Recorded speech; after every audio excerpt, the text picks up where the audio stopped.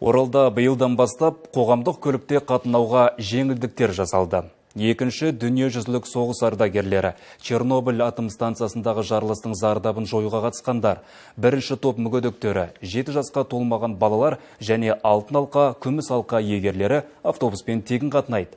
Бұл жаңалықты қалалықтар қуана қабылдады. Өйткені игі бастаманың шарапаты мектеп оқушылары, мүгедектер мен олардың күтушілері және зейнеткерлерді де қамтиды. Енді оларға жолақының жарты бағасын төлесе де жеткілікті. Бұған дейін тұрғындар автобуста жол жүру үшін 80 теңге төлейтін, қазір зейнеткерлер жолақыны жеңілдікпен төлеуге мүмкіндік беретін билет рәсімдеуге кіріскен.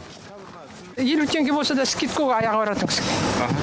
Бәрі жақсы, рахмет. Үлкен кісілерге жасалған қамқорлық қой. Олай оған ұнады. Бұрын 80 теңгеден төлеп жүрген, мен енді пенсионермін ғой. Карта алдық, карта керемет уақытында.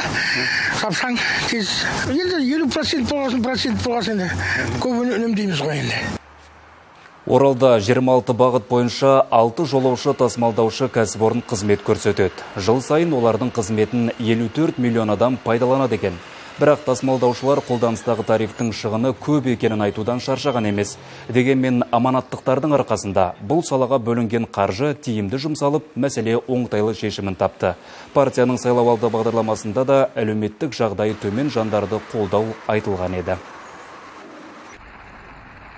Бұрын соңды мұндай 50% жеңілдік болған жоқ қой. Сондықтан бұл ешқандай біздің ардагерлерімізге, осал топтарымызға ешқандай қиындық әкелмейді деп ойлаймын. Бұрынғыдан да жеңіл болған сияқты. Біздің осы кеңес мүшелерінің құрамында Аманат партиясының өкілдері жеткілікті. Енді сол мәселенің шешілуіне барлығы да өзінің тиісті үлестерін қосты.